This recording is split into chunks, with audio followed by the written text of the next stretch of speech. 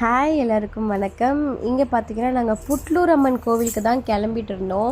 ட்ரெயினில் போகலான்னு சொல்லிட்டு நாங்கள் ரயில்வே ஸ்டேஷன் வந்துவிட்டோம். அப்புறம் தான் பார்த்தா திருவள்ளூரில் வந்து ஏதோ ஒரு ஆக்சிடெண்ட் ஆகிட்டு ட்ரெயின்லாம் போகாதுன்னு சொல்லிட்டு ஆவடி ஸ்டேஷன்லேயே உட்காந்துட்டோம். என்ன பண்ணலான்னு தெரியாமல் சரின்னு சொல்லிட்டு ஆஸ் யூஷுவல் எங்கள் மாமா பையனுக்கு வந்து ஃபோன் பண்ணி ஆட்டோ எடுத்துகிட்டு வர முடியுமான்னு கேட்டு வெயிட் பண்ணிகிட்டு இருந்தோம். அதுக்குள்ளேயே அப்படியே ஏதாவது ஸ்நாக்ஸ்லாம் சாப்பிட்டுட்டு டீ குடிச்சிட்டு இருந்தோம். ட்ரெயினில் ஏறி விளையாடலான்னு நினச்சோம். பட் ட்ரெயின் உடனே எடுத்துட்டாங்க. ஸோ அதெல்லாம் விளையாடல. அப்புறம் மங்கீஸ்லாம் வந்தது.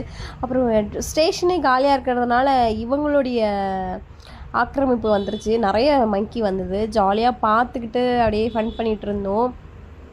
ஏன்னா எங்கேயாச்சும் கிளம்பும் போதெல்லாம் இந்த மாதிரிலாம் வந்து ஏதாச்சும் ஒரு ஸ்டக் ஆகிடும். அன்றைக்கி ஆனால் ட்ரெயினில் போகணுன்ட்டு ரொம்ப ஆசையாக தான் கிளம்பணும். பட் போக முடியல. என்னோடய பையனும் வந்து மங்கியை பார்த்து வேடிக்கை பார்த்துட்டு இருந்தான். அவனுக்கு அதுக்கப்புறம் ஆட்டோவில் போயிட்டோம். அம்மன் வந்து நாங்கள் உள்ளே எடுக்கக்கூடாது. பட் இருந்தாலும் எடுத்தேன். சும்மா லைட்டாக ஒரு சின்ன கிளிப்ஸ் மட்டும் எடுத்துகிட்டு சரியான கூட்டம், பயங்கரமான கூட்டம். என் பையன் வந்து ரொம்ப அழுதுட்டான், போக முடியல உள்ளேன்னு சொல்லிட்டு.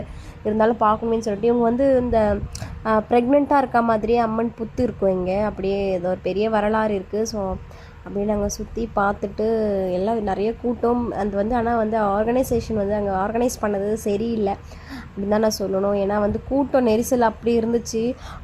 ஆடி மாதம் முன்னாடி வேறு அது. ஆனால் சண்டேங்கிறதுனால செம்ம கூட்டம். நிறைய வளகாப்பு பண்ணுறவங்கலாம் கூட்டம் தான் இங்கே ஜாஸ்தியாக இருந்துச்சு. ஏன்னா இங்கே வந்து வேண்டிக்கிட்டு ப்ரெக்னெண்ட்டாக இல்லாதவங்க, அதாவது குழந்தை இல்லாதவங்க வேண்டிக்கிட்டு ப்ரெக்னென்ட் ஆகிட்ட பிறகு இங்கே வந்து வளகாப்பு பண்ணுவாங்களாம். அந்த மாதிரி சரியான கூட்டம் வந்து வளகாப்பு பண்ணுறதுக்குனே இருந்துச்சு.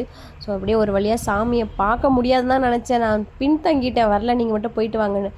சரி பரவாயில்லன்னு சொல்லிட்டு வந்து ஒரு வழியாக போயிட்டு சாமி பார்த்துட்டோம். பயங்கரமாக பாருங்கள், இதெல்லாம் வந்து இன்னும் உள்ளே போகிற கூட்டம். நாங்கள் வெளியே வரும்போது தான் எடுத்தேன் இந்த கூட்டத்தை. பயங்கரமான கூட்டம் நெரிசல். ஸோ அப்படியே போயிட்டு சாப்பிட்டுட்டு போகலான்னு பார்த்தோம். பட் இங்கேயே டைம் ஆகிடுச்சு. பயங்கரமான வெயில் வேறு, உச்சி வெயிலில் போகணுமா. அதுக்கப்புறமா ஆட்டோலேயே போயிட்டு ஒரு இடத்துல சாப்பிட்லான்னு முடிவு பண்ணிவிட்டு கோயிலேருந்து கிளம்பிட்டோம். போகிற கடையில் போயிட்டு ஆளுக்கு ஒரு பொம்மைலாம் வாங்கிட்டு இருந்தாங்க. பொம்மைலாம் வாங்கிட்டு என் பையனுக்கும் நான் வந்து அந்த ஹனுமன் கையில் இருக்கும்ல கதை, அந்த மாதிரி ஒன்று வாங்கினேன். அப்படியே கடையெல்லாம் சுற்றி பார்த்துட்டு ஐஸ்கிரீம் ஜூஸ் எல்லாம் குடிச்சிட்டு கிளம்பிட்டோம் ஆட்டோவில். போகும்போதே என் பையன் கொஞ்சம் அழுதுகிட்டு தான் வந்தேன். ஏன்னா அவனுக்கு பயங்கரமாக தூக்கம் வந்துருச்சு. அப்படியே வீட்டுக்கு போய் subscribe for more videos. Bye.